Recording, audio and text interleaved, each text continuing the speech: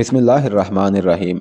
हसन बिन सबा जब अपने उस्ताद अहमद बिन अताश के पास गया और उसे बताया कि सुल्तान मलक शाह ने उसकी गिरफ्तारी का हुक्म दे रखा है, तो उस्ताद ने हसन बिन सबा को किला तबरेज जाने का कहा। अहमद बिन अताश ने उसे कहा कि किला तबरेज में अपने लोग मौजूद हैं जो उसकी हिफाजत करेंगे और वक़्त आने पर अपनी जानें भी कुर्बान करने से गुरेज नहीं करेंगे। इस तरह हसन बिन सबा को रातों रात किला तबरेज पहुंचा दिया गया। यहाँ एक दो वजाहत ज़रूरी है। यह किला तबरेज ईरान का आज वाला शहर तबरेज नहीं है। ये एक गुमनाम सी बस्ती थी जिसका नामो निशान ही मिट गया है। दूसरी वजाहत यह है कि बाज़ मुअर्रखों ने लिखा है कि हसन बिन सबा किला अल मौत में जा चुका था और अमीर अरसलान ने वहां हमला किया था, लेकिन यह सही नहीं, क्योंकि उस वक़्त हसन बिन सबा के फ़िरके ने किला अल मौत पर कब्जा ही नहीं किया था। किला अल मौत पर उस फ़िरके का कब्जा साल 2 साल बाद हुआ था और वहां ख्वाजा हसन तूसी निज़ाम अल मलक ने हमला किया था। बाद के अक्सर तारीख नवीसों ने किलों के नाम लिखने में गलतियां की हैं। वहां बहुत से छोटे बड़े किले थे, उनमें से बेशतर पर हसन बिन सबा के फिरके का कब्जा हो गया था। तो ये था किला तबरेज, जिसे सालार अमीर अरसलान के 500 सवारों ने मुहासरे में ले लिया। उन्होंने दीवारों पर कमांद फेंकने के लिए रस्से और दीवार तोड़ने के लिए सामान, कमाने और तीरों का जहीरा असफहान से लिया था। आयमा तलबीस के मुताबिक हसन बिन सबा के पास लड़ने वाले सिर्फ 70 आदमी थे और ये सब जांबाज थे। छोटे से उस किले के 2 दरवाजे खुले हुए थे जो उस वक़्त बंद होने लगे जब अमीर अरसलान का सवार दस्ता बिल्कुल करीब पहुंच गया था। चंद एक सवारों ने घोड़े को एड़ लगा दी कि वो दोनों दरवाजों से अंदर चले जाएं। दरवाजे बंद हो रहे थे। अंदर के जाबाजों ने ऐसी बेखौफी और बेजिगरी से मुकाबला किया कि सवार दरवाजों में दाखिल ना हो सके और दरवाजे बंद हो गए। यह कोई बड़ा कला नहीं था कि उसके दरवाजे लोहे और शाह बलूत की लकड़ी के बने हुए होते और टूट ही ना सकते। आम सी लकड़ी के दरवाजे थे। सवारों ने घोड़ों से उतरकर दरवाजे तोड़ने शुरू कर दिए। इधर सवारों ने दीवार पर कमंदे फेंकी। कोई कमान दीवार से अटक जाती तो हसन बिन सबा के जांबाज रस्सा काट देते और ऊपर से तीर भी बरसाते थे। तीरों के जवाब में सवारों ने भी तीरंदाजी शुरू कर दी। तीरों के साय में चंद एक सिपाही ऊपर चले गए। दीवार इतनी चौड़ी नहीं थी कि उस पर लड़ा जा सकता। वो अंदर कूद गए। जांबाजों ने उन्हें नरगे में ले लिया, लेकिन एक आवाज ने उनका नरगा तोड़ दिया। दरवाजे टूट गए हैं। दोनों दरवाजों से ललकार उठ रही थी, दरवाजों पर आ जाओ, दुश्मन अंदर ना आ जाए। हसन बिन सबा के जांबाज दरवाजों की तरफ उठ दौड़े। अमीर अरसलान के आदमियों ने, जो अब सवार नहीं प्यादे बन गए थे, उन जांबाजों पर ताबड़तोड़ हमले किए। हालांकि वो किले के अंदर थे और उनकी तादाद बहुत ही थोड़ी थी। बातनी जांबाजों ने बाहर के सवारों को अंदर तो ना आने दिया। उन्होंने जानों की बाजी लगा दी थी, लेकिन यह भी नजर आ रहा था कि वो ज्यादा देर इसी तरह जमकर नहीं लड़ सकेंगे। मुअर्रख लिखते हैं कि यह छोटी सी लड़ाई थी जो छोटी सी एक बस्ती में लड़ी गई थी, लेकिन उसकी अहमियत इस वजह से एक बड़ी लड़ाई जितनी तारीखी है कि यह हसन बिन सबा के बातनी फिरके और सल्जूकी मुसलमानों का पहला मुसल्ला तसादुम था। और इसी तसादुम में अंदाजा हो गया था कि हसन बिन सबा के पास कितनी ताकत है और ये ताकत किस किस्म की है। हसन बिन सबा देख रहा था कि उसके 70 जांबाज इतने बड़े सवार दस्ते को रोक नहीं सकेंगे। उनकी तादाद कम होती जा रही थी। हसन बिन सबा एक बुलंद चबूतरे पर चढ़ गया और दोनों हाथ आसमान की तरफ उठाकर और आसमान की तरफ देखते हुए बड़ी ही बुलंद आवाज से कह रहा था, तेरा एलची मुश्किल में आ गया है अल्लाह। फरिश्तों को भेज अल्लाह। अपने नाम पर जाने कुर्बान करने वालों को इतने सख्त इम्तिहान में ना डाल। फरिश्ते उतार अल्लाह। कुफार के तूफान से बचा अल्लाह। वो चुप हो गया और आसमान की तरफ देखता रहा। उसके बहुत से जांबाजों ने उसे देखा। या हसन, उसके एक आदमी ने करीब आकर घबराहट से कांपती हुई आवाज में कहा, अपने फिदायन दिल छोड़ बैठे हैं, वो बाहर को भागने का रास्ता देख रहे हैं। हसन बिन सबा ने उस शख्स को देखा। उसके कपड़े खून से लाल हो गए थे। हसन बिन सबा ने आंखें बंद करके आसमान की तरफ देखा। वही नाज़िल हो गई है। उसने बुलंद आवाज से कहा कि अल्लाह का हुक्म आया है कि कोई शख्स बाहर ना निकले। जो निकलेगा वो दुनिया में जलेगा और जो हमारे साथ रहेगा वो दुनिया में फिरदौसे बनी देखेगा। हुरें उतर रही हैं, फरिश्ते उतर रहे हैं। हमारा साथ छोड़ने वालों के लिए आग उतर रही है, मदद आ रही है। ये झूठी वही तमाम जाबाजों तक पहुंचा दी गई। वो फौरन साबित कदम हो गए और जमकर लड़ने लगे। हम हसन बिन सबा के साथ रहेंगे, बातनियों ने नारे लगाने शुरू कर दिए। लड़ाई में नया ही जोश और कहर पैदा हो गया। अमीर अरसलान के जो आदमी कमंदों के जरिए अंदर गए थे, उन्हें बातनियों ने काट डाला। اور آسمان سے فرشتے بھی اتر آئے۔ یہ 300 سوار اچانک کہیں سے نکلے، ان کے سر پر ٹاپوں کی آوازیں دور سے سنائی دیتی تھی۔ امیر ارسلان کو ذرا سا بھی شبہ نہیں ہوا تھا کہ یہ ان کے دشمن سوار ہیں۔ اسے یہ بھی توقع نہیں تھی کہ اس کے لیے کہیں سے کمک آئے گی، اسے کمک کی ضرورت بھی نہیں تھی۔ پھر یہ بھی تو کسی کو معلوم نہیں تھا کہ امیر ارسلان کہاں ہے۔ بہرحال اس کے ذہن میں یہ خدشہ آیا ہی نہیں کہ یہ سوار جو چلے آ رہے ہیں، یہ اس کے لیے ایسی مصیبت چلی آ رہی ہے جس کا وہ سامنا نہیں کر سکے گا۔ ان 300 سواروں کی رفتار اتنی تیز تھی کہ امیر ارسلان کو کچھ سوچنے کا موقع ہی نہ ملا۔ گھنے جنگل کی ہری بھری جھاڑیوں، درختوں اور اونچی گھاس سے یہ سوار بے ترتیب سے گروہوں کی صورت میں سیلاب کی طرح چلے آ رہے تھے۔ وہ جوں جوں قریب آتے گئے، پھیلتے گئے۔ بعض کے ہاتھوں میں برچیاں تھیں اور باقیوں کے پاس تلواریں تھیں۔ انہوں نے یہ ہتھیار آگے کو کر رکھے تھے، جس سے صاف ظاہر ہوتا تھا کہ وہ حملہ کرنے آ رہے ہیں۔ اس وقت بھی امیر ارسلان نے کوئی دفاعی اقدام نہ کیا، حتیٰ کہ وہ سوار ان کے سر پر آ گئے اور انہوں نے نعرہ لگایا، حسن بن صبا زندہ باد۔ اس وقت امیر ارسلان اور اس کے سواروں کو ہوش آئی، لیکن سمجھنے اور سنبھل کر مقابلے میں آنے کا وقت گزر چکا تھا۔ ان سواروں نے امیر ارسلان کے 500 سواروں کو بے بس کر دیا۔ سلجوکیوں نے مقابلے میں جمنے کی بہت کوشش کی، لیکن حملہ آوروں کے انداز میں اتنا قہر اور غضب تھا کہ انہوں نے سلجوکی سواروں کو بالکل ہی بے بس کر کے کاٹ ڈالا۔ انہیں پتہ ہی نہ چلا کہ ان کا سالار امیر ارسلان مارا جا چکا ہے۔ امیر ارسلان کے سواروں میں سے چند ایک سوار نکل بھاگنے میں کامیاب ہوئے۔ یہ سب زخمی حالت میں تھے۔ ان میں مزمل افندی بھی تھا، وہ بھی زخمی تھا۔ باقی زخمی تو ادھر ادھر چھپ گئے، ان میں بھاگنے کی بھی ہمت نہیں تھی۔ لیکن مزمل افندی نے گھوڑے کا رخ مرو کی طرف کر دیا اور ایڑ لگا دی۔ ذہن میں قدرتی طور پر سوال اٹھتا ہے، کیا یہ 300 سوار واقعی فرشتے تھے جو اللہ نے حسن بن صبا کی مدد کے لیے بھیجے تھے؟ اور کیا واقعی اس پر وحی نازل ہوئی تھی؟ نہیں، یہ پہلے سے کیا ہوا ایک انتظام تھا، اور یہ انتظام احمد بن عطاش نے کیا تھا۔ داستان کو سارا قصہ سنا چکا ہے۔ قافلے سے نکلے ہوئے ایک سوار نے اصفہان پہنچ کر حسن بن صبا کو خبردار کر دیا تھا کہ سلجوکی سلطان نے اس کی گرفتاری کے لیے 500-600 گھوڑ سواروں کا دستہ بھیجا ہے، اور یہ دستہ اصفہان کی طرف آ رہا ہے۔ احمد بن عطاش بھی حسن بن صبا کے ساتھ تھا۔ انہوں نے فیصلہ کیا کہ حسن بن صبا قلعہ تبریز میں چلا جائے۔ وہ چلا گیا۔ ان لوگوں کو خداوند تعالیٰ نے بڑے ہی تیز اور بہت دور تک سوچنے والے دماغ اور بہت دور تک دیکھنے والی نگاہیں دی تھیں۔ انہوں نے اسی وقت سوچ لیا تھا کہ آگے کیا ہوگا۔ خطرہ یہی تھا کہ امیر ارسلان اصفہان میں آ کر حسن بن صبا کو ڈھونڈے گا اور کسی نہ کسی طرح اسے پتہ چل جائے گا کہ حسن بن صبا قلعہ تبریز میں چلا گیا ہے۔ یہ بھی بیان ہو چکا ہے کہ احمد بن عطاش نے اسی مکان میں جہاں وہ اور حسن بن صبا ٹھہرے تھے سائز کا بحروب دھار لیا تھا۔ یہ ایک قبیلے کے سردار کا مکان تھا، اور یہ سردار حسن بن صبا کا پیروکار باطنی تھا۔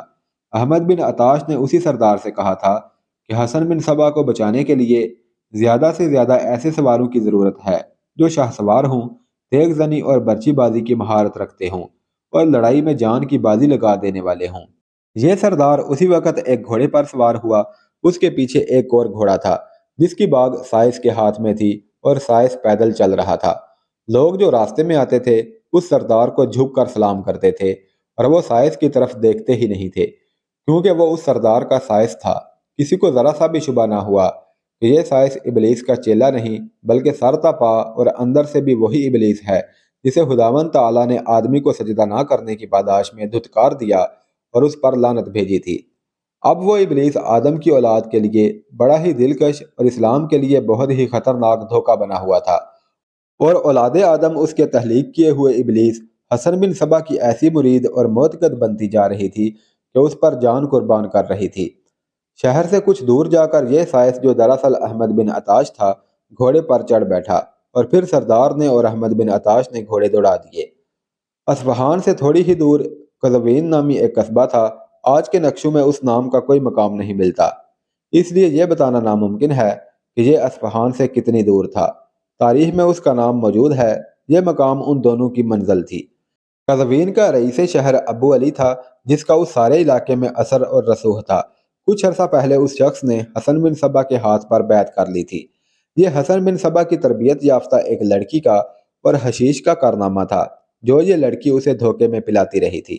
احمد بن عطاش اور اس کا ساتھی سردار ابو علی کے گھر گئے اور اسے اس صورتحال سے آگاہ کیا کہ سلجوقی سلطان نے حسن بن صبا کی گرفتاری کے لیے سینکڑوں سواروں کا ایک دستہ بھیجا ہے۔ اسے بتایا گیا کہ صورتحال کیا بن سکتی ہے اور اس کے لیے ہمیں کیا کرنا چاہیے۔ ان تینوں نے فوراً فیصلہ لیا۔ ابو علی نے کہا کہ وہ جس قدر سوار مل سکے تیار کر لے گا۔ تاریخ میں نام ابو علی کا ہی آیا ہے کہ اس نے بہت ہی تھوڑے وقت میں 300 سوار تیار کر لیے، اور پھر کمال یہ کیا کہ انہیں ایسی جگہ اکٹھا کر دیا جو قلعہ تبریز سے کچھ دور تھی۔ ان سواروں کو بتایا گیا کہ وہ ہر لمحہ تیاری کی حالت میں رہیں اور اشارہ ملنے پر قلعہ تبریز پہنچ جائیں۔ اس سے اندازہ ہوتا ہے کہ باطنیوں کی جڑیں کتنی مضبوط ہو کر کتنی دور تک پہنچ گئی تھی۔ ان کا جاسوسی کا نظام بھی بڑا تیز اور قابل اعتماد تھا۔